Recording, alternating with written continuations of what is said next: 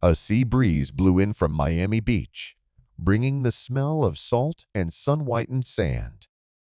The sun began to sink slowly below the horizon, painting the sky pink, purple, and gold, reflecting off the ripples of the ocean. Laughter rang out by the pool as families enjoyed the warmth of the passing day. They were staying at a luxurious hotel by the sea, a place of pampering and relaxation. Sebastian stepped out of the sliding door onto the pool terrace and looked back to see if his mother-in-law Carla was following him. The day was filled with family fun, playing in the sand, waves crashing against their feet, and a long walk along the beach with shells crunching underfoot. Carla loved every minute of it, but she mentioned that her feet hurt from the day's exertion.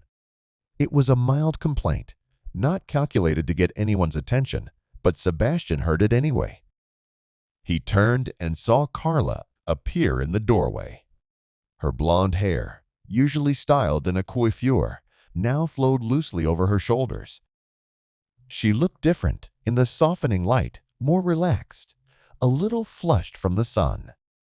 Meeting his gaze, she smiled, her expression warm and open.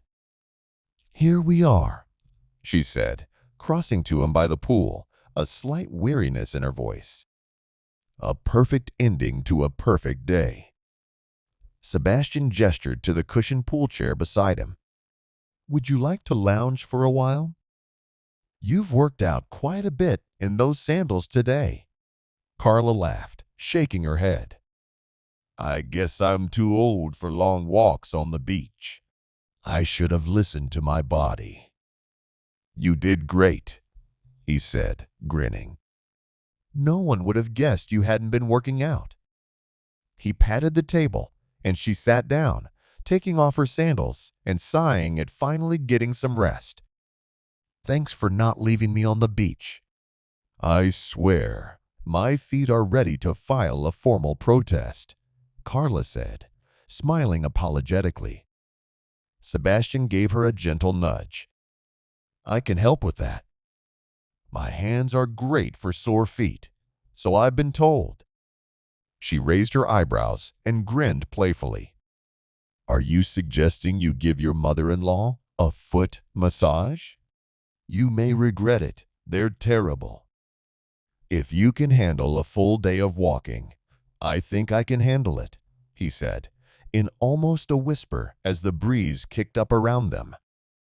After a moment's hesitation, she reached out one foot toward him, and her toes touched his hand. He took her foot in his hands and began to knead it gently, feeling the tension beneath his fingers. She sighed and closed her eyes for a moment, giving herself over to the sensations. "You really do have magical hands," she murmured, resting her head back on the back of the chaise lounge. "Honestly, I can't remember the last time someone pampered me like that."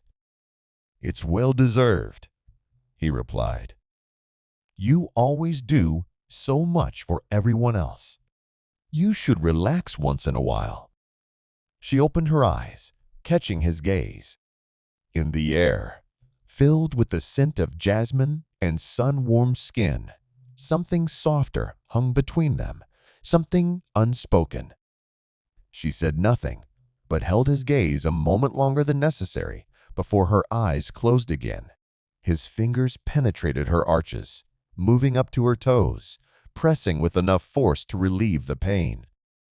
He could feel her relax under his touch, her legs slowly relaxing in his hands.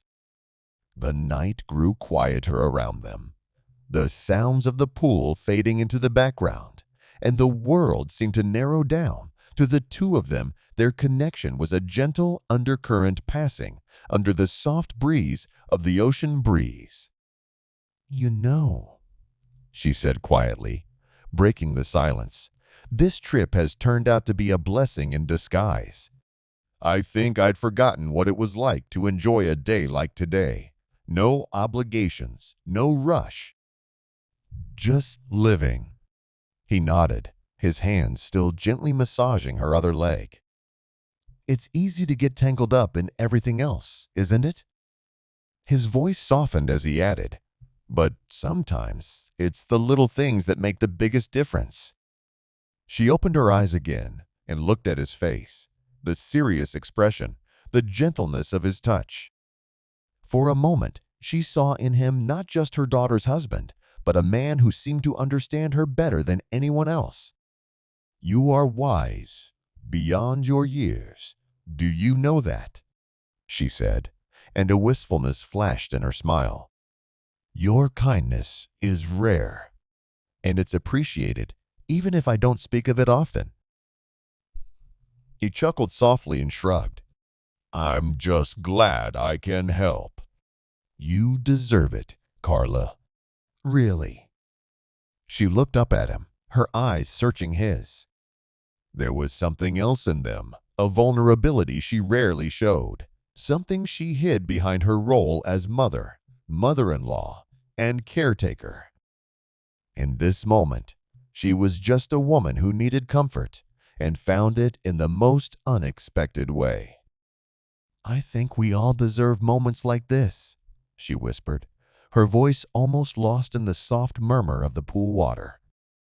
He nodded, his fingers still moving, but more slowly, more deliberately. There was a kind of intimacy in the silence, an understanding between them that needed no words. The warmth of the Miami evening surrounded them, the breeze gently touching their skin. Her legs slipped out of his grip and rested against his thigh, her fingers curving slightly, trailing the fabric of his shorts. She smiled at him, her eyes softening in the half-light. "Thank you, Sebastian, for everything today," she said in a voice barely above a whisper. He met her gaze, and his heart beat a little faster. He smiled weakly back at her. "Anytime, Carla." Night stretched around them, the pool lights casting a flickering glare on the surface of the water. The chatter of other families receded into the background, and it was just the two of them, surrounded by the warm Miami air and the quiet echo of the sea. The connection between them was almost tangible. It was a gentle current that neither wanted to let go of.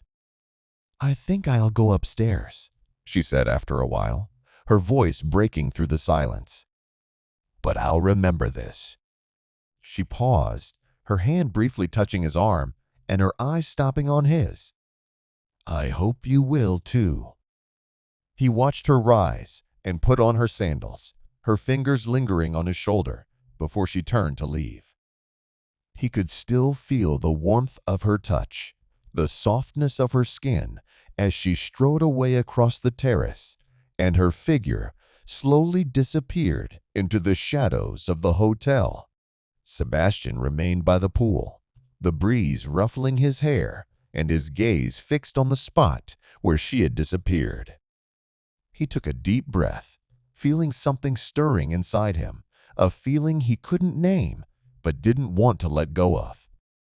The warmth of the evening air enveloped him, the scent of jasmine and saltwater in the air, and he let himself linger on the memories of her touch, her smile, and the intimacy that had passed between them in the soft Miami night.